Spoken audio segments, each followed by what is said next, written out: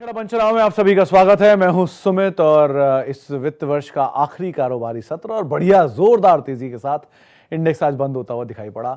आज आप लोगों को शायद ये रियलाइज हो गया होगा, मैं हमेशा क्यों बोलता हूं कि लार्ज कैप में रहिए, बढ़िया क्वालिटी कंपनी में रहिए। आज के पुल बैक से अंदाजा हो ही गया ना कि जिस तरह से पुल बैक आता है लार्ज कैप में, वो ऐसे ही आता है कि बाजार जब घूमता है तो सबसे पहले वही चलते हैं। इसीलिए आज सबसे heavy weight Reliance, TCS, HDFC bank, Infosys, ये सब के सब चलते हुए आपको दिखाई पड़े, जिन्हीं के दम पर बाजार आज चला। इनफैक्ट इसके अलावा आज मिड कैप में भी एक्शन था। 250, 2000, 300, करीब करीब 2400 शेयर ऐसे थे जो कि तेजी में थे। 500, 650 शेयर ऐसे थे जो कि बिकवाली के साथ कामकाज कर रहे थे। लेकिन लार्जली आज ब्रॉडर बेस्ड मार्केट्स से ज़्यादा आपको एक्शन दिखाई पड़ेगा फ्रंट लाइन में, यानी हैवी वेट्स में। और ब्रॉडर बेस्ड मार्केट्स भी सपोर्टिव थे, वहाँ पर भी कामकाज था। लेकिन जो कैश मार्केट शेयरों में बढ़िया बाइंग फियास्को था बीते सत्र में, वो आज नहीं था, वो थोड़ा सा एब्सेंस था उसमें। लेकिन अदरवाइज फिर भी एक अच्छा दिन, जबकि भारतीय बाजारों में ज़ोरदार तेज़ी, चौतरफा खरीदारी, सारे सेक्टर तेज़ी में, ऑटो, मेटल, रियल्टी इवन जो सबसे बड़ा अंडर परफॉर्मर था वो चलते हुए दिखाई पड़े। फार्मा, IT सब में तेज़ी थी, तो अच्छा दिन। और अक्रॉस द बोर्ड बाइंग आज इंडेक्स में अलग अलग स्टॉक स्पेसिफिक होते हुए दिखाई पड़ी। सीधे सवाल जब आपके सिलसिले पे नज़र डालता हूँ। वैसे आज की एक बाइंग की वजह ये भी मान लीजिए आपकी वो रीबैलेंसिंग है, तो रीबैलेंसिंग का इम्पैक्ट या फाइनेंशियल ईयर NAV मेंटेन करने के लिए भी आज बाइंग आते हुए दिखाई पड़ रही है। ओके, सवाल जवाब का सिलसिला। When can one say that bull market is back, what milestone to look for? Anil sir, 20% तेजी का एक बेसिक आंकड़ा होता है कि 20% मंदी या 20% तेजी is bull market and beer market. But again I will say कि ऐसा कुछ नहीं है कि जब निफ्टी ने जब अपना ऑल टाइम हाई हिट किया था तब बहुत सारे स्टॉक थे। हीरो मोटो का शेयर था, साल के लो पे उस समय कामकाज कर रहे थे, या उस समय भी बहुत हैवी वेट्स थे जो कि साल के लो पे कामकाज कर रहे थे। और जब निफ्टी ने अपना नया अभी रिसेंट लो हिट किया तब भी ऐसे बहुत सारे स्टॉक है। डॉक्टर रेड्डी से हम नए हिट कर रहे हैं हाई, या ITC ने किया था, या M&M ने किया था, टेक महिंद्रा ने किया था, सॉरी टेक महिंद्रा, M&M ने किया था। तो ऐसा कुछ कहने वाला नहीं है कि बाजार, आप इंडेक्स को देखेंगे तो आपको शायद इंडेक्स ही दिखेगा, आप अपनी पोजीशन देखेंगे तो अपनी पोजीशन दिखेगी। तो आप ये सोच के चल रहे हैं कि इंडेक्स चलेगा तो मेरे शेयर चलेंगे, ऐसा कभी नहीं होता। आप रिलायंस, TCS, इन्फोसिस में घुसे हुए हैं तो बात अलग है कि वहाँ पर वो चलेंगे तो बाजार चलेगा, तो एक बार को मैं मान लूँगा। लेकिन अगर आप broader based mid cap small cap में हैं, या आप ब्रॉडर बेस्ड निफ्टी के छोटी कंपनियों में जिनकी मार्केट कैप कम है, तो आप ऐसी उम्मीद मत लगाइए कि टाइटन के नए हाई पे और बाजार का नया हाई एक ही दिन बनेगा। ऐसा नहीं होगा। या वोल्टास का नया हाई और बाजार का नया हाई एक ही दिन बनेगा, ये नहीं होगा। तो इंडेक्स को देखकर आप अपनी NAVs बेटर कर सकते हो, इंडेक्स को देख के अपने म्यूचुअल फंड के इन्वेस्टमेंट बेटर मान सकते हो। लेकिन इंडेक्स का स्टॉक से कोई खास लेना देना होता नहीं, मतलब मूवमेंट का। और ऐसा सारे स्टॉक में नहीं होता कि उनके मूव करते ही इंडेक्स भी चलना शुरू कर दे। तो प्रैक्टिकली सोचिए और उसके हिसाब से पोजीशंस लीजिए। Samvardhana Motherson buying at 107, Motherson Sumi wiring at buying at 40। अभी क्या करूं? पटेल सर क्या कर सकते हैं, क्योंकि आप दोनों ही उन शेयरों में घुसे जो बहुत महंगे हैं। महंगा क्यों बोलता हूं? आप हमेशा ये सोचते होंगे कि ये 30 रुपये का शेयर महंगा कैसे हो सकता है, या 40 रुपये का शेयर, या 70 रुपये का शेयर महंगा कैसे हो सकता है। कीमत और वैल्यू दोनों में सर अंतर समझिए। कीमत होता है भाव और वैल्यू बेसिकली। तो भाव आप देख रहे हो 60 रुपया, 70 रुपया, 100 रुपया, लेकिन वैल्यू वाइज अगर आप उसको देखोगे तो 60-70 रुपये एडजस्टमेंट के बाद आया है। MRF एडजस्ट नहीं हुआ आज तक, इसीलिए इतना महंगा है। बॉश एडजस्ट नहीं हुआ, इसलिए इतने महंगे हैं। जो एडजस्ट हुए जा रहे हैं वो मदरसन है। मदरसन 13 बार बोनस दे चुका है। शायद 2003 में इसका IPO आया था, आई थिंक। हाँ, शायद 20 साल में नहीं, 25 तो पहले हुए थे। 93 में इसका IPO आया होगा, 93 में इसका IPO आया था। तब से लेके अब तक ये इतने बोनस स्प्लिट दे चुका है। मतलब मैं वो साल थोड़ा कंफ्यूज कर रहा हूँ, लेकिन ये मान लीजिए कि 26, 27 या 30 सालों के अंदर मदरसन ने 26 सालों में इसने इतने बोनस दिए हैं। तो 2000 या 1999 जो भी इसका साल था लिस्टिंग का, तब से लेके अब तक 13 बोनस, 2 स्प्लिट, और शायद 1 या 2 डीमर्जर। इसके बाद अब आप उन शेयरों को लेके बैठे हो और उन उम्मीद में बैठे हो कि उस तरह के रिटर्न देगा। तो कंपनी ख़राब नहीं है, कंपनी बहुत अच्छी है, इसमें कोई दो राय नहीं है। One of the finest auto ancillary company है। बट स्टॉक ऑलरेडी इतनी बढ़िया तेज़ी दिखा चुका है, तो आप उससे क्या उम्मीदें लगा रहे हो, आप वो भी सोच लो। तो जो बहुत अच्छा दौड़ के आया है वो बहुत अच्छा दौड़ेगा आगे, इसकी गुंजाइश थोड़ी कम हो जाती है, और कोई प्रॉब्लम नहीं है। तो बने रहिए, अभी तो आप ऐसे तेज़ी मिले, आप कोशिश करिएगा इसमें कहीं एग्जिट करने की, या पोजीशन एटलीस्ट राइट साइज करने की। Why Nestle share up for 3%? Any good news for Nestle? And after demerger, how many shares of Jio Financial will I get? And Jio Financial Services Limited is not listed in the market, so how it can trade? Please explain you in detail. Sir detail में बताने लग गए, बाकी लोग क्या करेंगे। खैर फिर भी कोशिश करता हूँ। नेस्ले इसलिए ऊपर था क्योंकि आज में खबर थी कि वो चिंग्स का बिजनेस खरीदेगा। चाइनीज़ जो आप वो चिंग और जो वो स्मोक एंड जोन्स के मसाले आते हैं उनके बिजनेस को खरीदने की बातचीत थी, जिसके बाद वो शेयर तेज़ी पकड़ा। 1 2 बीटन डाउन बिजनेस ले चल गया। अब बच्ची और रिलायंस की, तो रिलायंस में भी कोई अनाउंसमेंट आई नहीं है। पहली चीज़ साफ समझ लिए कि रिलायंस में कोई अनाउंसमेंट आई नहीं है। अभी कोई डीमर्जर आपको शेयर मिल भी नहीं रहा है। अभी रिलायंस 2 तारीख को एक बोर्ड बैठक करने जा रहा है, 2 मई को, जहां उनका बोर्ड अप्रूव करेगा। अगर उसने अप्रूव कर दिया, जिसकी गुंजाइश है कि वो कर देगा, अगर उसने अप्रूव कर दिया तब अप्रूवल की बात है 1:1 1:1 होगा। अगर आपके पास एक रिलायंस का शेयर है तो आपको एक और रिलायंस का जो जियो फाइनेंशियल बिजनेस है उसका शेयर मिल जाएगा। तो ये डीमर्जर होगा तब जब अप्रूवल आएगा, अभी अप्रूवल नहीं है। सो आज रिलायंस उस डीमर्जर के एंटिसिपेशन की खबरों पर तेज चला है। लेकिन आज दूसरी चीज़ शॉर्ट कवरिंग या फिर आप कह लीजिए कि एनएवी एडजस्टमेंट, ये रिलायंस निफ्टी का हिस्सा है, एनएवी बेटर करने के लिए निफ्टी को चलना ज़रूरी था, इसमें रिलायंस चलेगा ही चलेगा। सो इस तरह के भी मूवमेंट आए हैं। लेकिन आप अगर 2 मई को अप्रूवल आ जाता है तो आपको एक पे एक शेयर मिलेगा। अभी लिस्ट नहीं है, आगे चल के वो लिस्ट हो जाएगा। जब वो लिस्ट होगा तब उसकी अलग से जानकारी आएगी, लेकिन पहले ये सब होने दीजिए। It's too early to say anything. After correcting 30 से 35% Astral, is it trading at P of 90? What to do, hold और एवरेज? कुछ नहीं, होल्ड करिए दीक्षित सर। क्यों आप 90 के मल्टीपल पे भी शेयर को आप एवरेज करना चाह रहे हो? आप खुद ही बोल रहे हो ये चीज़ कि 30-35 करेक्शन के बाद। सर ऐसे समझो, 100 रुपये का शेयर 200 हो गया तो वो हो गया 100% का गेन।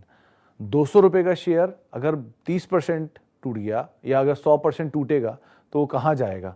लेकिन इतना बड़ा फॉल नहीं आया ना उसमें, वो 30% नीचे आया। तो 30% अगर नीचे आ भी गया तो भी वो आपका खड़ा है 140 रुपये के आसपास। सो अभी भी वो बहुत महंगा है और वो 100 पे ही महंगा था। तो या तो इसका अर्निंग बढ़ने दीजिए, या इसको सस्ता होने दीजिए, या इसको यहीं खड़ा रहने दीजिए एटलीस्ट कुछ समय, तभी जाके इसका पी एडजस्टमेंट होगा, वरना एडजस्टमेंट का कोई तरीका नहीं है। तो बेटर यही है कि आप वेट एंड वॉच करें, थोड़ा और नीचे मिले तो ऐड करें, क्योंकि कंपनी तो ऑलरेडी बड़ा रनअप दिखा चुकी है। ये पेंट का कारोबार और पाइप का कारोबार, दोनों कारोबार का मल्टीपल ले रहा है, तो इसके लिए एवरेज कहीं 67-68 का पी या 70 का पी मिल जाए तो बढ़िया है। वो पी के आसपास कहीं हो जाए तो आप इसमें एंटर कर सकते हो। सो कॉल अकॉर्डिंगली आप लीजिएगा।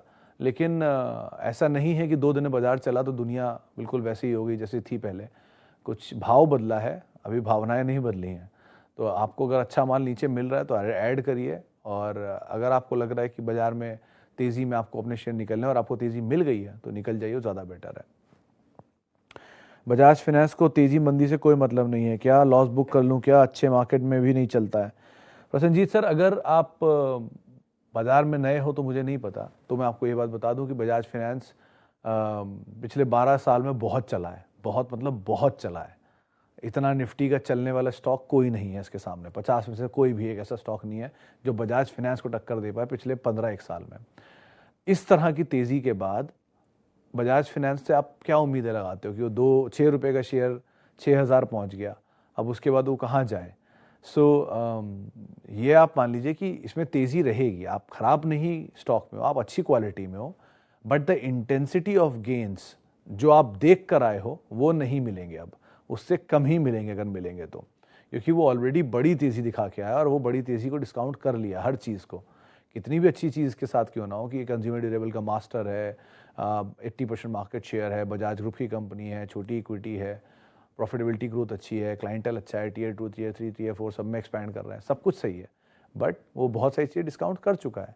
सो बेटर यही है कि आप उम्मीद कम रखें और बने रह सकते हैं अपनी कंपनी ख़राब नहीं है, बट ये उम्मीद ना लगाएं कि ये अब तेज़ी आएगी तो ये बिल्कुल डबल 5 डिजिट हो जाएगा, 7 डिजिट हो जाएगा। होगा, समय लगेगा, वो समय है तो आप रहिए, नहीं है तो आप अकॉर्डिंगली कॉल लीजिए। आप ट्रेडर हैं तो बात ही अलग है फिर तो। Patanjali food hold Rajiv sir, और अगेन वही 860 का स्टॉप लॉस जो मैं आपको हमेशा बताता आया हूँ, उसी को ध्यान रखिएगा। 860 का स्टॉप लॉस लीजिए और बने रहिए। 860 इसलिए क्योंकि वो बाय बैक का प्राइस था जो इस बार भी हिट नहीं हुआ, वहाँ से 2 तेज़ी थी पकड़ी और आज अपर सर्किट भी था, पता नहीं क्लोज हुआ कि नहीं उसमें। सो आप अभी तो बने रहिए, बस 860 का स्टॉप लॉस ध्यान रखिएगा। मेरे सेक्टर में, मेरे पोर्टफोलियो में ऑटो सेक्टर नहीं है, कोई दो नाम आप सजेस्ट कर सकते हैं जो अच्छे वैल्यूएशन पर मिल रहे हों? सिद्धार्थ सर, एक नाम मैं हमेशा मेंशन करता हूँ, वो है बजाज ऑटो, क्योंकि 3.5-4% का डिविडेंड यील्ड है। पहली चीज़, मरे से मरे सिनेरियो में आपको 3.5% तो मिल ही जाएगा, वो ब्याज जो मिलता है, मतलब डिविडेंड जो मिलता है। और रही बात नीचे की तरफ मिल जाए तो वो डिविडेंड यील्ड और बढ़ता जाएगा। तो अगर आप आज मान लीजिए लेते हैं 3400-3500 पे बजाज को, और वो टूट के 2400-2600 आ जाते तो जैकपॉट है। अगर वहाँ नहीं आता 3000 भी आ जाए तो भी बेटर है। तो एक नाम वो ठीक लग रहा है, जिसको आप देख सकते हो 2 व्हीलर में। 4 व्हीलर में M&M is the best if in case आप जाना चाहते हो। थोड़ा नीचे मिल जाए तो ज़्यादा बेटर है, थोड़ा महंगे की साइड है वो, हाईज अपनी हिट की है उसने अभी। सो नीचे की तरफ M&M और ऊपर की तरफ और बजाज ऑटो, ये दो को आप देखते हो, इसमें दोनों कंपोजिट हो गए, 2 व्हीलर भी आ गया, 4 व्हीलर भी आ गया। अब रही बात एंसलरी में, तो Bosch is good, Ingersoll Rand is good, ये सब अच्छी क्वालिटी कंपनीज़ हैं। वैल्यूएशन थोड़े महंगे होते हैं इनके, वो बात अलग है, लेकिन नीचे मिल जाए तो ज़्यादा बेटर है। ये वो कंपनी जो नीचे झटकों में दिख जाए तो ज़्यादा आराम से आप उनको एक्यूमुलेट कर सकते हो। एशियन पेंट ले सकते हैं क्या का आज के? सर पुल बैक के बाद लेने की क्या लॉजिक है? 2 दिन पहले तो बाजार में सभी शेयर नीचे ही मिल रहे थे। 2 दिन पहले 2100 में रिलायंस बुरा लग रहा था, 2 दिन बाद 2300 में रिलायंस अच्छा लग रहा है। या 2 दिन पहले 3000 रुपये में TCS सही नहीं लग रहा था 3100 पे, आज 3200 के पार है तो अच्छा लगने लग गया। मतलब ये लॉजिक नहीं समझ में आते मुझे। कभी 1150 रुपये में था 2 दिन पहले टाटा कम्युनिकेशन, नहीं समझ में आया, आज 1250 पे अच्छा लग रहा है। सो भाव देख के आप क्यों सोच रहे हो कि कंपनी का धंधा बदल जाएगा, या भाव देख के कंपनी खराब और अच्छी हो जाती है? भाव से कुछ नहीं बदलता सर, सब कुछ प्रॉफिटेबिलिटी से चलता है। एक क्वार्टर का मुनाफा आ गया और अच्छा है तो अगले क्वार्टर तक रहेगा, उसके बाद डिसाइड किया जाएगा कि उसके नंबर और ख़राब हैं और अच्छे हैं। लेकिन consistently profit making companies, dividend paying companies, अच्छे प्रमोटर की कंपनी, अच्छे प्रोडक्ट की कंपनी है तो उसमें भाव तो एडजस्ट होते रहेंगे ऊपर नीचे। नीचे मिल गया तो आपके लिए अच्छा है, ऊपर मिल गया तो आप थोड़ा सा खाली कर दीजिए। लेकिन इससे क्या मतलब है कि 2 दिन में आज पुल बैक आ गया तो मैं कोई पोजीशन ऐड कर लूँ? मार्केट में कोई पुल बैक नहीं, 2 दिन बाद फिर ये भाव मिलेंगे, फिर आप क्या करोगे? So wait and watch is the better option then. Okay, आगे बढ़ते हैं। Doctor Reddy, Polycab and KIMS, order would be doctor Reddy, Polycab and KIMS. Polycab, doctor Reddy, KIMS में से doctor Reddy first, Polycab second and KIMS is last.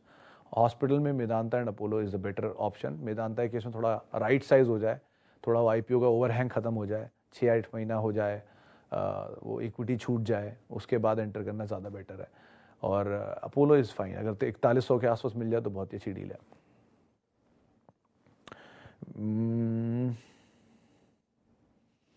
I bought Maruti after management bought from live market, but after that day Maruti not rising. Any news? Das sir, ऐसा नहीं होता ना कि promoter ने आज share लिया और कल से शेयर के अच्छे दिन शुरू हो गए, भागना शुरू हो गया। आप ये अज्यूम करिए कि आप प्रमोटर हैं, मान लीजिए किसी कंपनी के, तो आपकी इंटेंशन क्या रहेगी? आपकी इंटेंशन रहेगी कि ये जगह मुझे शेयर सही लग रहा है, मैं ले लेता हूँ। कल को मार्केट फोर्सेस की वजह से वो शेयर और नीचे आता है तो आप क्या सोचोगे कि हाँ और अच्छी बात है, मेरी कंपनी का शेयर जिसका धंधा अच्छा चल रहा है नीचे मिल रहा है तो और ले लेता हूँ। आप यू कीप ऑन एक्यूमुलेटिंग नीचे के लेवल पर। लेकिन अगर मार्केट फोर्सेस कर रही हैं, क्योंकि ऑब्वियसली बात है जब प्रमोटर 50% हिस्सा रखता है अपने पास, बाकी फंड्स में बटा हुआ है, तो कौन बेच रहा है?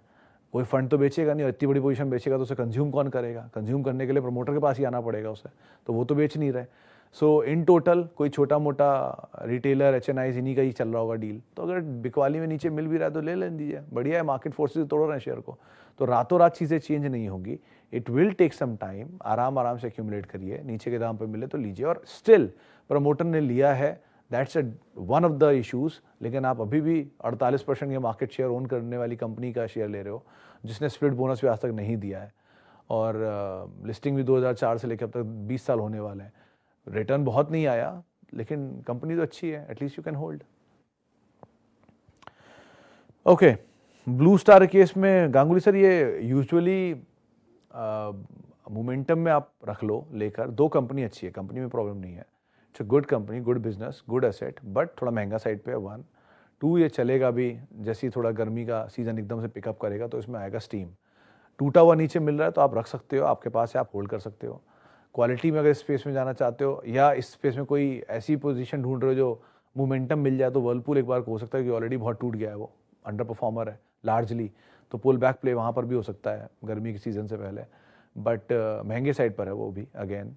लेकिन ये पूरा स्पेस महंगा है और उसमें आपने जो दो उठा रखा मतलब जोड़ लिया हुआ है वो ठीक कंपनी है, it's a good company to own, आप आराम से उसको लेके भी बैठ सकते हो as of now. Blue Star हो गया, नैस्डैक और टीसीएस एंड इन्फोसिस। मैं समझा नहीं आलम साहब, लेकिन अगर आप ये पूछना चाह रहे हो कि नैस्डैक का ईटीएफ लूँ कि टीसीएस लूँ या इन्फोसिस लूँ, तो ऑब्वियस सी बात है आप नैस्डैक के थ्रू ग्लोबल आईटी में एक्सपोजर ले पाओगे। टीसीएस एंड इन्फोसिस टीसीएस और इन्फोसिस हो सकता है, एंड नैस्डैक एंड टीसीएस और इन्फोसिस होगा आपके केस में।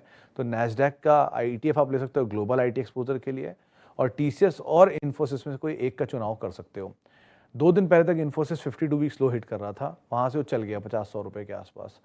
टीसीएस अभी भी बहुत दूर नहीं है, एंड अगेन इक्विटी वाइज भी ज़्यादा छोटा है, सो आप इसको देख सकते हो एक बार को कि पुरानी हिस्ट्री के हिसाब से देखोगे तो 1993 से लेके अब तक इन्फोसिस ज़्यादा रिटर्न दे चुका है कंपेरेटिवली टीसीएस के, तो इसमें स्कोप फिर भी एक बार को और आ सकता है।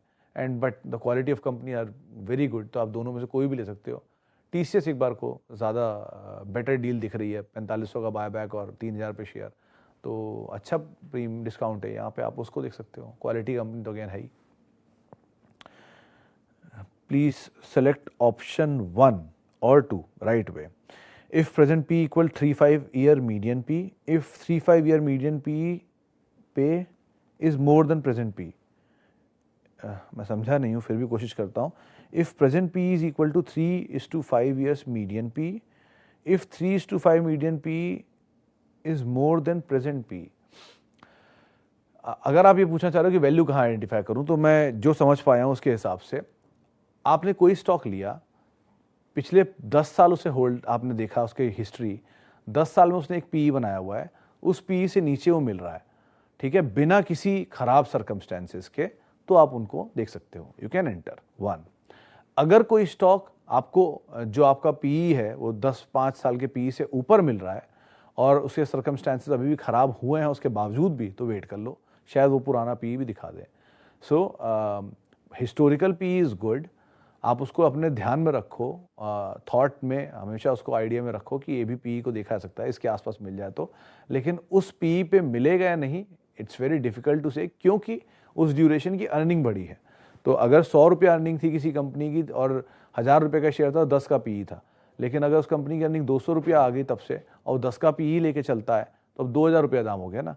तो ये मान लो कि वो गिर के किसी भी दाम आएगा तो वो 10 के पीई पे नहीं आ जाएगा, क्योंकि वो 10 का पीई आएगा तो भी 2000 रुपया आएगा। सो अर्निंग इंप्रूव हो गई है, तो उसके हिसाब से आपको यहाँ पर कॉल लेना होगा, और लाइक वाइज आप कॉल लीजिएगा। तो डायरेक्ट हमेशा historical P is not the right benchmark, but you can take it into consideration always.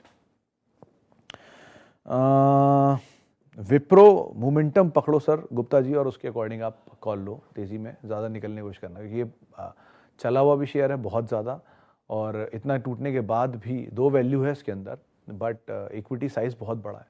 So momentum मिलेगा, थोड़ा बहुत पैसा आए, आप किसी और आईटी कंपनी में स्विच कर जाओ, ज़्यादा बेटर है विप्रो के कंपैरिजन में। कंपनी ख़राब नहीं, बट इक्विटी साइज़ बहुत बड़ा है, तो स्लो थोड़ा मूव रहेगा, बस यही कंसर्न है। फिर आप इशू उठाओगे कि चलता नहीं है टाइप्स, तो बेटर ये कि थोड़ा थोड़ा करके आपको तेज़ी मिले। जो है नई पोजीशन आप होल्ड कर सकते हो, पुरानी पोजीशन होल्ड कर सकते हो, नई किसी और आईटी में डाल सकते हो। चलिए, इतने सवालों को शामिल करूंगा, माफ़ी उन सभी लोगों से जिनसे आज हम बातचीत नहीं कर पाए। बहुत बहुत शुक्रिया उन सभी लोगों का जिन्होंने सवाल पूछे, और आप मेरे साथ जुड़ सकते हैं @सुमित रिसर्च मेरा ट्विटर हैंडल है। किसी भी निवेश से पहले अपने वित्तीय सलाहकार की राय आप जरूर ले लें। नमस्कार।